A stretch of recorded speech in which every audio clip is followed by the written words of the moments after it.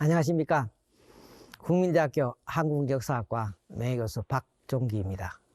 오늘은 민심을 외면한 정치, 숙종의 부국강 병책에 대해서 여러분과 함께 고려왕조의 역사를 생각하기로 하겠습니다. 사실은 이 역사적으로 정치적으로 가장 이 좋은 정책, 그리고 가장 그 시대가 필요한 정치라고 하더라도 그것이 성공하기 위해서는 민심의 지지를 받지 못하면 아무 소용이 없다는 것을 오늘 이 강의를 통해서 얘기를 할까 합니다.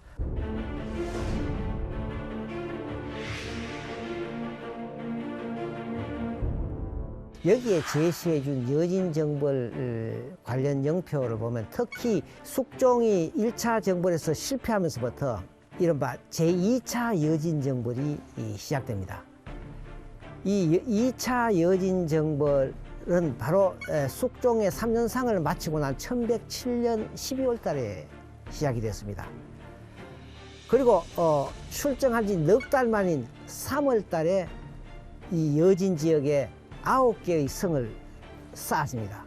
고려는 이때 17만의 대군을 동원해서 이 한경도 지역으로 진출해서 여진에게 땅을 빼앗아서 구성을 세웠습니다. 그러나 문제는 이 여진 구성 수축이 문제가 아니라 바로 여진을 수축한 한 달 후부터 바로 여진에 대해서 대규모 반격을 받게 됩니다. 구성을 수축한 후에 개선했던 사령관 윤관 장군도 다시 3개월 후에 다시 정벌에 나서지 않을 수밖에 없었습니다. 그래서 결과적으로 여진 정벌 후에 구성 수축까지는 4개월이 걸렸지만 결과적으로 이 구성을 반환하게 되는 1109년 7월까지 1년간은 여진의 일방적인 공세에 시달리게 됩니다. 그래서 결과적으로는 이 전략적으로 전술적으로 구성 수축이 패전의 원인을 제공했다고 볼 수가 있겠습니다. 우리가 상당히 구성 수축을 자랑스러운 역사로 얘기합니다만 냉정하게 보면 저는 이건 패전이다. 결과적으로 이 2차 정벌을 통해서 상징되는 이 숙종과 의천, 윤관에 의해서 추진된 부국강병책은 결과적으로 실패로 끝나게 되는 겁니다. 왜 이것이 실패하게 되는가? 저는 몇 가지 이유가 있다고 생각합니다. 구성환부 후에 6년이 지나고 나면 1115년에 여진은 금나라를 건국합니다. 그만큼 상당히 군사적으로 강력했다. 17만 군사가 일시에 한경도 지역을, 여진 지역을 들어가니까 여진은 일시적으로 후퇴했지만 곧바로 반격을 하게 되는 거죠. 1125년에 거란을 멸망시키고 1126년에 송나라를 공격해서 송나라 황제를 포로로 잡았습니다. 그럼으로써 송나라는 이제는 북송시대가 마감되고 1127년부터 남송시대가 가는 그 여진의 군사력에 의해서 상당한 오판을 했다는 것이죠. 이것이 결과적으로 이 전쟁이 실패하게 되는 1차적인 원인이다. 그리고 또 하나는 이 작전의 실패입니다. 왜냐하면 이 고려가 구성을 정벌하고 나서 정벌지역이 엄청나게 넓죠. 그리고 이 구성이 성과 성 사이가 거리가 너무 멀어서 적의 공격에 너무 쉽게 노출됐습니다. 요 윤관열전에 나오는 기록입니다만 처음에 이 조정에서는 이 병목 지역을 빼앗아서 방어하면 오랑캐에 대한 근심이 사라질 것이다. 그래서 이 17만 군사가 이 지역을 가서 구성을 점령해. 근데 빼앗고 보니 이것이 병목 지역이 아니라 내륙 지역, 육로뿐만 아니라 이 바다를 통해서 도로가 통하지 않는 곳이 없다. 전혀 이 생각과는 달라다는 거죠. 구성은 상당히 험하고 견고해서 좀처럼 한랍되지 않았지만 개척한 땅이 너무 넓고 구성 사이의 거리가 너무 멀어서 계곡과 골짜기가 험하고 깊어서 적들이 복병을 둬서 이 사람들을 공격했다. 이 때문에 여러 차례 군사를 징발하자 온 나라가 소란해졌다. 기근과 역병으로 원망이 일어났다. 이러한 얘기가 있습니다. 그 다음에는 가장 결정적인 것은 이 민심이 외면했다는 점입니다. 바로 이 전쟁이 일어나기 1년 전에 전국적인 민의 유망현상, 유망이라고 하는 것은 백성들이 국가에 대해서 조세와 이 여격 부담을 못하겠다고 전부 도망가 버린 겁니다. 당시의 기록에 보면 10집 가운데 9집이 비었다. 전국적으로. 그러니까 백성은 이 여진 전쟁에 대해서 더 이상 동의하지 않는 것이죠. 바로 2차 여진 정벌 한 해 전에 1106년에 이 전국적인 유망 현상이 나서 간무가 파견됩니다. 24개 현. 이런 점에서 이 전술적으로 숙종의 정치가 아무리 훌륭하고 여진 정벌이 훌륭하다지만은 결과적으로 이 관료들이나 민심이 뒷받침되지 않는 이러한 정치가 실패할 수 있다는 교훈을 우리에게 줍니다.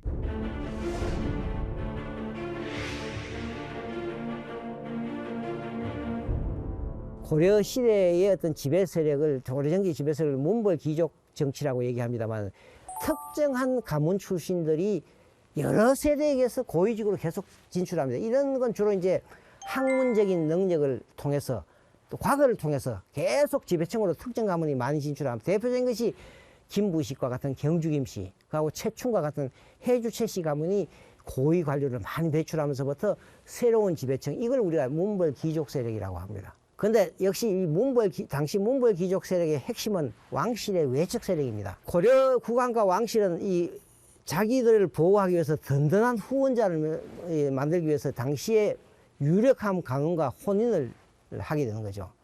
또 왕실과 혼인한 가문은 왕실과 혼인을 했기 때문에 또한 자기들에게는 권력과 부를 획득하는 데 대단히 유리한 기회였다.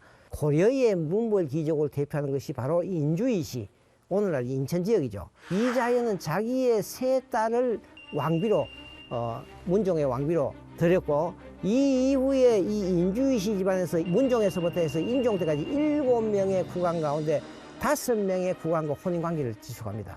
헌종은 어려서 즉위했기 때문에 혼인을 못했고, 그 다음에 숙종이 유일하게 이 인주이시 집안과 혼인하지 않습니다. 숙종은 자기가 집권하면서부터 이 인주이시 왕실 외척 문벌 귀족을 억제하지 않으면 고려가 살아남을 수 없다는 것을 알고 있었기 때문이다. 이자연의 이 첫째 딸 인예 순덕 태우가 자그마치 10남 2녀의 자식을 낳습니다. 근데 이 가운데서 이 순종, 선종, 숙종, 대각국사 어천 자식도 많이 낳았지만 아주 출중한 3명의 국왕이 배출됐습니다. 하고 여러분 잘 아시는 대각국사 어청이라는 고려 한국사 최대의 어떤 학성이라고 볼 수 있는 이 대각국사 어청도 바로 이자연의 외손으로 태어난 것이죠. 그 다음에 이제 둘째 딸로 통해서는 이 3명의 왕자가 태어납니다. 이와 같이 이 고려 왕실에 인주이시 이자연의 딸이 들어가서 자그마치 13남 2녀의 왕자와 공주를 출생함으로써 이 집안은 정말 엄청난 어떤 부와 명예를 누리게 된 거죠. 왕실 외척이 권력을 점차 장악하면서부터 국왕권과 고려 왕실이 취약하기 때문에 숙종은 이 새로운 정치로서 이 부국강병 정책을 내세우는 겁니다. 우리가 이 고려 사회에서도 대부분의 국왕은 유교적인 어떤 이상군주, 인정, 어진 정치, 덕을 가진 정치를 유가적인 군주상보다는 숙종은 상당히 법가적인 군주상을 가진 아주 드문 국왕이라고 볼 수 있습니다. 이 정책을 수행하는 데 있어서 숙종은 당시에 관료 집단을 이용하지 않고 자기의 핵심 채권이었던 여진정벌 수행했던 윤관, 그것도 숙종의 자기 동생이자 성녀에 있던 의천을 내 어떤 척건을 중심으로 해서 이 정책이 이루어지고 있다는 겁니다. 이 점이 또한 당시 관료들의 지지를 받지 못하고 민심을 외면하게 되는 하나의 원인이다. 물론 이 대각국사 어천도 아주 뛰어난 학생입니다. 당시에 송나라를 방문해서 송나라의 어떤 신법을 직접 연구하고 돌아왔고 신법의 어떤 정책을 제공한 것은 대각국사 어천입니다. 그리고 또한 그는 이 천태종을 창립해서 고려의 불교계를 선종과 교종, 불교계를 통합해서 숙종의 어떤 정치에 적극적으로 뒷받침하는, 그리고 또 화폐 주조를 유통을 주장한 사람이 바로 의철입니다. 그리고 윤관은 여진정벌이라는 중책을 맡았을 뿐만 아니라 숙종이 사실은 집권하는데 상당히 어떤 사실은 쿠데타를 통해서 자기의 조카를 몰라내고 왕이 됩니다. 그렇기 때문에 당시에 송나라나 거란이 상당히 숙종의 적의를 의심을 합니다. 그때 윤관은 직접 송나라와 거란을 방문해서 숙종의 적의의 정당성을 알리는 척건 중의 척건이라고 볼 수 있습니다. 당시의 관료들은 거의 문벌 귀족적인 어떤 정치 기반과 연결되어 있기 때문에 숙종은 불가피하게 자기의 동생 대각국사 의천과 윤관을 통해서 자기 어떤 이 정책을 실행합니다. 개경에서 남경으로 수도를 옮김으로써 개경에 있는 문벌 귀족의 어떤 정적인 기반을 완화시키려는, 그리고 또 화폐를 유통하여서 이제는 국가가 직접 유통권을 장악함으로써 문벌 귀족들의 어떤 경제 기반을 와해하는, 그리고 또한 이 여진 정보를 통해서 어떤 왕권을 강화하는 이러한 정책이 바로 숙종의 부국강병책이라고 볼 수 있습니다. 아주 재밌는 것은요, 숙종이 즉위한 해 1096년에 도선의 얘기를 빌려서 김의제라고 하는 풍수지리사가 뭐냐면, 개성이 이 160년이 지나면 지력이 쇠한다. 그래서 160년이 지나서는 서울 남경으로 도입을 해야 된다. 이러한 도선의 풍수지리서를 냈습니다. 바로 이 1096년에서 160년을 빼면 바로 936년입니다. 고려가 후삼국을 통합한 해가 된 거죠. 왜? 숙종의 이 정책은 앞에도 있습니다만 여진이 아주 강하게 금나라를 건국한 이러한 국제적인 위기에서 고려가 계획을 해야 된다. 시대적인 요청입니다. 이거는. 이 문벌 귀족이 너무 득세하기 때문에 이 세력을 억제해야 고려가 어떤 정상적인 국가로 간다. 이러한 시대적인 요구를 다 갖고 있어요. 시대적인 요구와 필요성을 갖고 있습니다. 그런 점에서 숙종의 이 부국강정책은 제가 보기에는 대단히 정당성을 갖고 있다.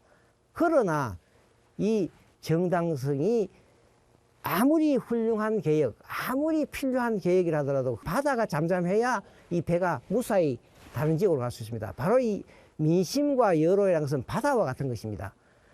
그 예로 이 민심을 얻지 못하는 것은 숙종이 죽고 나서 삼년상이 다 끝나갈 때 1106년에 예종은 이 국정을 쇄신하기 위해서 전국의 모든 신하들에게 현안에 대해서 여론을 수립합니다. 그래서 그때 여론이 뭐냐 하면 숙종의 이제 영정을 모시고 숙종을 제사느냐를 이 천수사 공사를 중단해라는 거예요.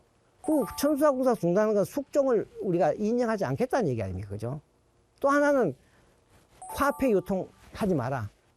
이걸 얘기합니다. 하고 더 심한 것은 연인 구성을 환부하고 나서 윤관 처벌론이 관철되지 않자 당시에 이 조정의 대신들이 수십일 동안 조정에 나가지 않고 업무를 보지 않는 항의성 시위를 벌였다. 이러한 것이 이제 구체적인 자료가 여기 제시합니다만은 숙종이 이제 조회를 하는 거예요. 건덕전에서. 근데 재상 최홍사, 김경룡과 대간 이런 모든 관료들이 윤관과 오연청이 여진정벌에 패전한 죄를 물어야 한다는 상소를 올린 거예요.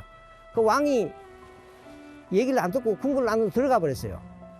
그러자 최홍사 등이 궁궐에 가서 해질 때까지 죄를 청하나 왕이 끝까지 허락하지 않았다. 그러자 이제는 어떻게 하냐, 왕이 말을 듣지 않고 궁 안을 들어가니까 재상과 간관들이 모두 귀가하고 출근하지 않았다.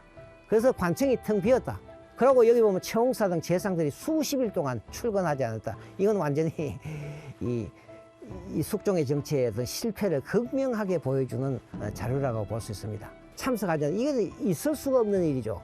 더구나 이 절대 군주 하에 있는 고려 시대에도 이 관료들이 수십일 동안 윤관을 처벌하지 않는다고 이렇게 시위를 벌였다는 거예요. 다시 한 번 말씀드리면 이러한 어떤 보수화된 문벌 귀족 세력의 타도, 그리고 또한 강성한 여진을 제압한다는 이러한 훌륭한 개혁의 방향과 목표는 분명했습니다. 그러나 이것을 실현하기 위해서는 동의를 받아야 한다는 절차가 부족했던 것입니다.